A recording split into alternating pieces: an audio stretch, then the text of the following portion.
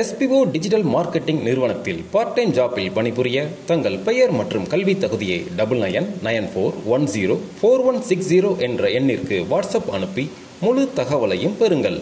Skip பண்ணாதீங்க, பெரிய தப்பு. தினம் 300 ரூபாய் சம்பாதிக்க அரிய வாய்ப்பு. இன்ஸ்டாகிராம், Facebook பயன்படுத்த தெரிந்தால் போதும். Content post and content publishing மூலமா தினம் 300 ரூபாய் சம்பாதிக்கலாம். இந்த வேலை செய்ய 5 நிமிடம் போதும். Work training support, group communication support, all language customer live chat support, முக்கியமா சொந்தமா ஒரு பிசினஸ் ஸ்டார்ட் பண்ற அளவுக்கு உங்களால கற்றுக்கொள்ளவும் முடியும், சம்பாதிக்கவும் முடியும். இந்த வேலை வாய்ப்பு வழங்குவது 5 வருடத்திற்கு மேல ரன் ஆகிட்டு இருக்க நம்ம தமிழ்நாட்டு company school of business organisation private limited. மேலும் விவரங்களுக்கு டிஸ்கிரிப்ஷன்ல கொடுத்திருக்க நம்பருக்கு வாட்ஸ்அப் பண்ணுங்க.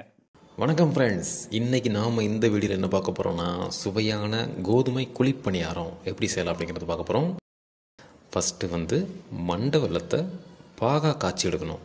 அதனால் மண்டை வெல்லத்தை இந்த மாதிரி சட்டியில் வச்சு பாகா காய்க்கிறதுக்கு ரெடி பண்ணிவிடுங்க. கொஞ்சமாக தண்ணி ஊற்றி நல்லா பாகு பதம் வரணும். அடி பிடிக்காத மாதிரி அப்பப்போ கிளறிட்டிங்கன்னா இந்த மாதிரி பாகு ரெடியாக இருக்கும். இப்போது இன்னொரு பாத்திரத்தில் கோதுமை மாவு எடுத்துக்கலாம். கோதுமை மாவும் மண்டவலும் நீங்கள் பாதி ஆட் பண்ணிங்கன்னா டேஸ்ட் நல்லாயிருக்கும். கொஞ்சோண்டி சுக்குத்தூள், அப்புறம் ஏலக்காய், இந்த ரெண்டையும் ஆட் பண்ணிவிடுறோம். இப்போ நம்ம காய்ச்சி வச்ச பாகு இருக்கு இல்லையா, அதை ஒரு வடிகட்டியில் இந்த மாதிரி ஃபில்ட்ரு பண்ணி மாவு கூட சேர்த்து அது ஊற்றும் போதே கொஞ்சம் கிளறினீங்கன்னா நல்லாயிருக்கும்.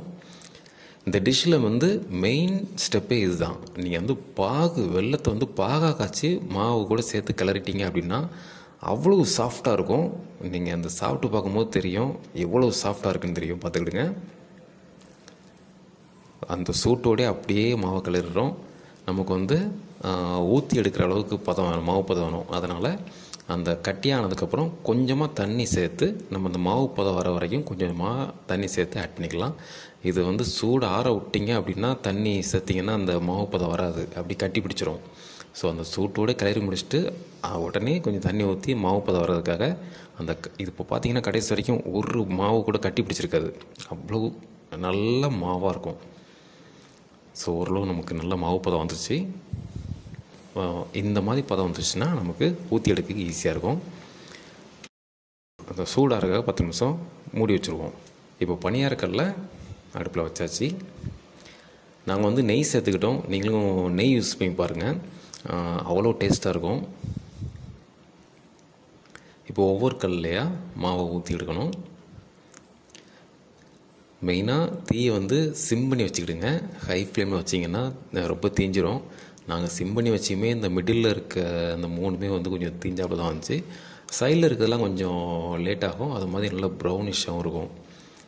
மாவு ஊற்றுனதுக்கப்புறமும் நாங்கள் நெய் கொஞ்சம் ஆட் பண்ணோம். இப்போ நெய் நீங்கள் சேர்க்க டேஸ்ட்டு இன்னும் சூப்பராக இருக்கும். நெய் வேண்டாம் அப்படின்னா நீங்கள் கடலெண்ணெய் கூட யூஸ் பண்ணிக்கலாம். ஆல்ரெடி சொன்ன மாதிரி மிடில் இருக்கிறது பார்த்திங்கன்னா சீக்கிரமே வந்துருச்சு. ஆனால் அந்த கலர் பிடிச்ச கலர் திருத்து பார்த்திங்களா, அடி பிடிச்ச மாதிரி தெரியும். மற்ற சைடெலாம் கொஞ்சம் வேகிறதுக்கு டைம் எடுக்கும். ஏன்னா நம்ம தீ சிம் பண்ணி தான் வச்சுருக்கோம்.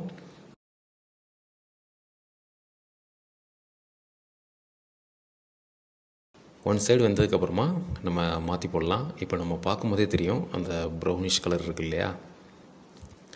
நம்ம ஆல்ரெடி 2வது டைமும் நெய் ஊற்றுனதுனால நெய் கொஞ்சம் இருக்குது. இன்னொரு வாட்டியும் திருப்பி போட்டு வேக வச்சுக்கலாம். இப்போ ஓரளவு நல்லா வந்துருச்சு. இப்போ நம்ம எடுத்து பரிமாற வேண்டியதுதான். நம்ம வெல்லத்தை பாகா காய்ச்சி பண்ணுறதுனால இது அவ்வளோ சாஃப்டாக இருக்கும். ஏதோ நமக்கு பணியாரம் ரெடியாக இருக்குது. செம்ம டேஸ்ட்டாகவும் இருக்கும், செம்ம சாஃப்டாகவும் இருக்கும். எவ்வளோ சாஃப்டாக இருக்குது அப்படிங்கிறத இப்போ பிச்சு காட்டுறேன் பாருங்கள். இது பார்த்தீங்களா, இவ்வளோ சாஃப்டாக இருக்குங்க. நீங்களும் செஞ்சு பாருங்கள். தேங்க்ஸ் ஃபார் வாட்சிங்.